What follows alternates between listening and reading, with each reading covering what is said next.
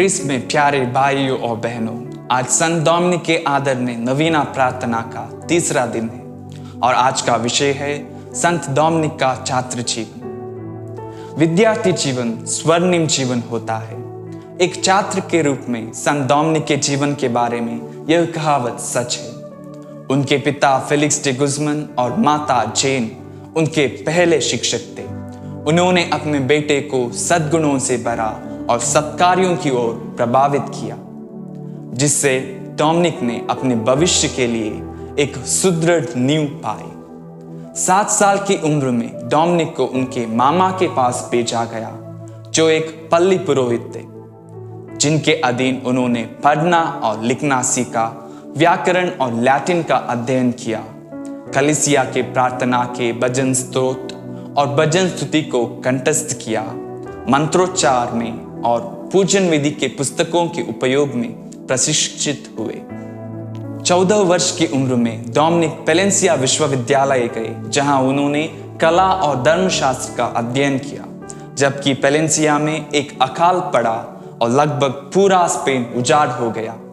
युवा डोमिनिक का मन इतनी दया से भर गया कि उन्होंने अपने सारे पैसे लोगों में बांट दिए और भूखों को खिलाने के लिए अपना सारा सामान, यहाँ तक कि अपनी कीमती किताबें भी बेच दी। अपने चकित साथी छात्रों से उन्होंने कहा, क्या आप मुझे इन मृत पुस्तकों का अध्ययन करना चाहेंगे जब यहाँ लोग भूख से मर रहे हैं? कुछ साल बाद एक अन्य घटना में जब एक विधवा रोते हुए उनके पास आई और मूरों द्वारा पकड़े गए अपने पुत्र को मुक्त करने के लिए उनकी मदद मांगी, तो वे करुणा से इतने प्रभावित हुए कि उन्होंने बंदी को छुड़ाने के लिए अपने आप को बेचने की कोशिश की। धर्मशास्त्र के अध्ययन के दौरान डोमिनिक को ईश वचन के प्रति एक विशेष अभिरुचि जागी, जैसे कि ईश वचन उनके मुंह में मधु से भी मीठे थे और वे बड़ी उत्सुकता और आनंद के साथ लगातार इन पवित्र वचनाओं की धाराओं से पीते रहे। इन वचनों की सच्चाई को जानने और दृढ़ता से बनाए रखने के लिए उनका उत्साह इतना अधिक था कि वे लगभग पूरी रात बिना सोए उनके अध्ययन में बिता देते थे। धन्य है वे जो परमेश्वर का वचन सुनते और मानते हैं।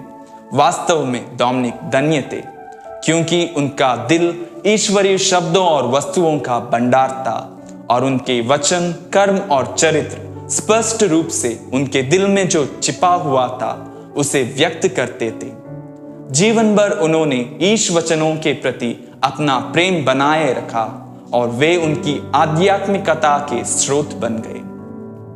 जितना अधिक वे ज्ञान और प्रज्ञा में बढ़ते गए, उतना ही वे ईश्वर और अपने पड़ोसी के प्रति प्रेम में बढ़ते गए। जब उनका छात्र जीवन समाप्त हुआ तो उनके जीवनी लेखक हमें बताते हैं कि वे एक सुप्रशिक्षित दिमाग, अनुशासित इच्छा और अपने पड़ोसी के प्रति करुणा से भरा एक कोमल हृदय के साथ परिपक्व थे।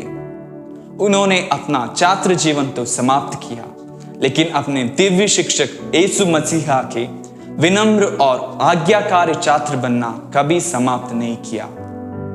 डोमिनिक का छात्र जीवन हमें दिखाता है कि हम अपने बौद्धिक अभ्यास और विकास की ओर अवश्य महत्व दें, लेकिन ईश्वर और अपने पड़ोसी को प्यार करना, उनके प्रति प्रेम में बढ़ना हमारे बौद्धिक अभ्यास या विकास से भी अधिक महत्वपूर्ण है।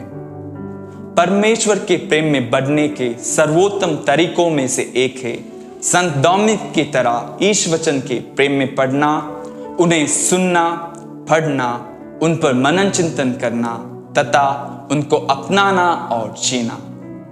हम अपने पड़ोसियों के प्रति प्रेम में तभी बढ़ सकते हैं जब हम उनकी जरूरतों के प्रति करुणामय और संवेदनशील होते हैं और उदारता पूर्वक उनकी सेवा करने के लिए तैयार रहते हैं। आइए हम प्रार्थना करें।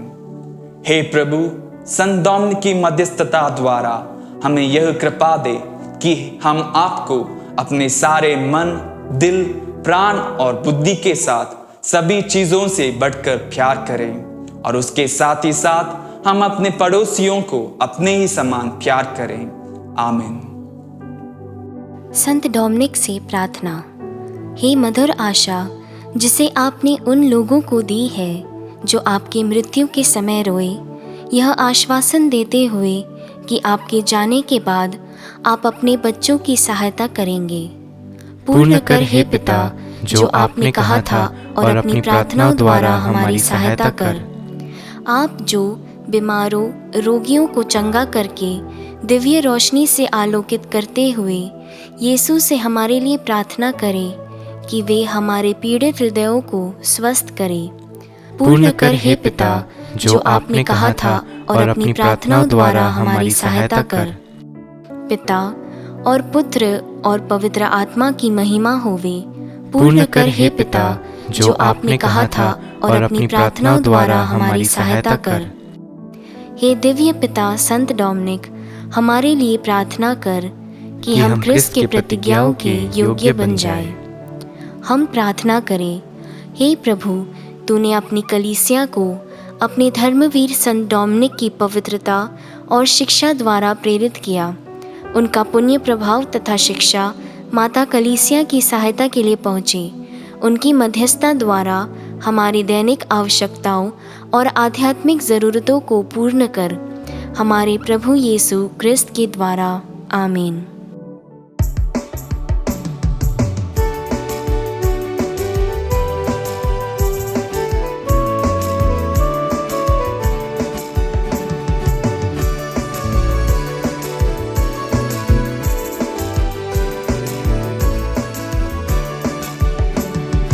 आंसुओं के संग बही तेरी प्रार्थना, मन की आत्मा को तूने दिया सांत्वना। दिन के प्रकाश में करता प्रचार, रात के अंधेरे